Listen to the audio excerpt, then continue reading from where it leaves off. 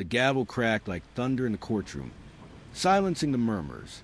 Elijah Grant sat motionless, his eyes fixed forward, his expression unreadable. Across the aisle, Victor Hensley shifted in his seat, face pale, lips tight.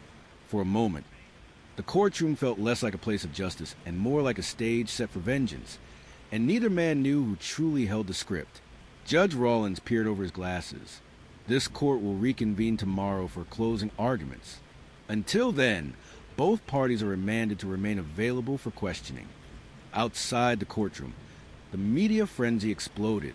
Reporters shouted questions. Cameras flashed. Headlines were already forming. Millionaire janitor turned Avenger? Auto exec or criminal mastermind?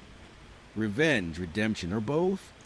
But behind the scenes, deeper forces were at play. Back at Lakeside Motors, a new name had appeared on the internal paperwork, Raven Industries. A mysterious holding company had quietly begun acquiring surrounding properties.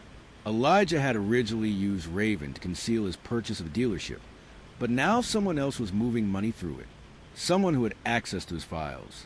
At midnight, Elijah sat alone in his dimly lit office. The dealership had been shuttered since the scandal broke, yet someone had tried to reset the internal servers earlier that day. Only one other person had those codes. Karen Liu, the company's former financial controller. She had disappeared the day Elijah confronted Victor. He dialed a number from memory. "Still alive, Elijah?" A voice said on the other end, "I need to know where Karen is." "You're not the only one." She vanished with the backup drives and the Raven access keys. Elijah's heart thudded. So this goes deeper than Victor? The line went quiet. "Elijah, Raven wasn't just your shell company. Someone was using it before you. You walked into a storm already brewing." Meanwhile, in his holding cell, Victor Hensley sat hunched over, scribbling names on the wall with a piece of chalk. At first glance, it looked like the desperate ramblings of a guilty man. But each name was linked to a date, a sale, a deal. These weren't memories. They were connections. Detective Marla Kincaid entered the room. "Couldn't sleep, Victor?" Victor looked up, bags under his eyes. "You think I stole cash from a safe. That's child's play compared to what's really happening." Kincaid raised a brow. "Start talking." Victor leaned in. "You're chasing a framed crime." Elijah wasn't framing me alone. Someone pushed him into it. Someone gave him the file on my embezzlement records. Fake ones. I didn't know half of what was in that folder, but I recognized the pattern. It's all Raven Industries. Kincaid's eyes narrowed. "You're saying you're both being used?" "I'm saying someone wanted this exact courtroom showdown. Me disgraced, Elijah exposed, and I'm walking away with everything."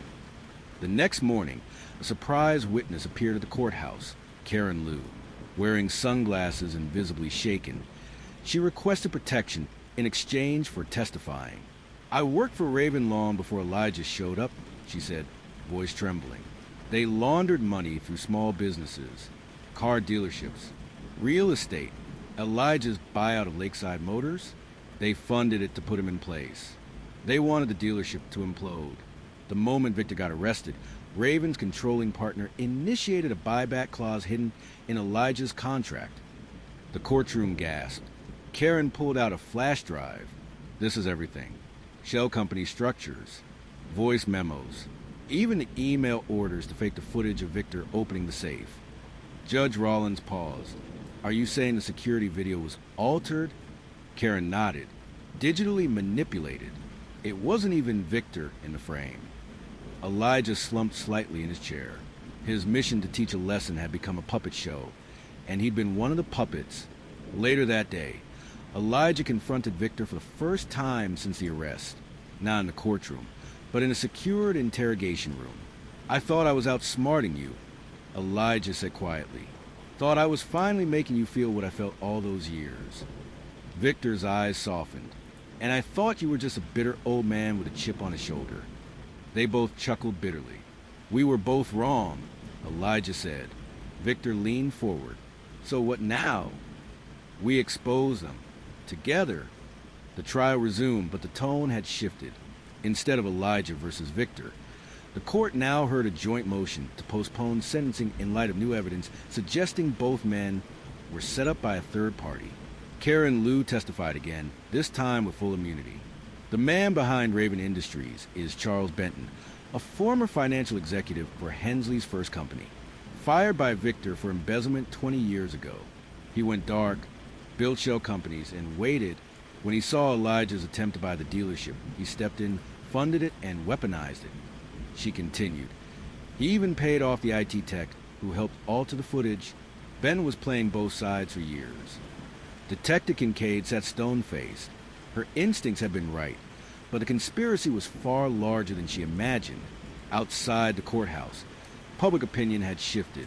The story was no longer about petty revenge. It was about corruption, exploitation, and manipulation. Elijah and Victor were now unlikely allies, flawed men who had both been used. But the court couldn't ignore Elijah's actions entirely. Judge Rawlins issued a stern but balanced verdict. Elijah Grant, while your motivations were rooted in personal history and perceived injustice, your method, falsifying evidence, misleading authorities, cannot be excused. However, given the manipulation you endured, your sentence will be reduced to probation and community service. Victor, cleared of theft, was also stripped of his executive license pending further review. But both men left the courtroom free and changed. Months later, a new banner hung above the Lakeside Motors building. Elijah and Victor had partnered, this time with transparency. The dealership operated as a non-profit training center for underprivileged youth, teaching them both mechanics and business skills. In one corner of the lot, an old mop and bucket were framed behind glass, a reminder of where it all began.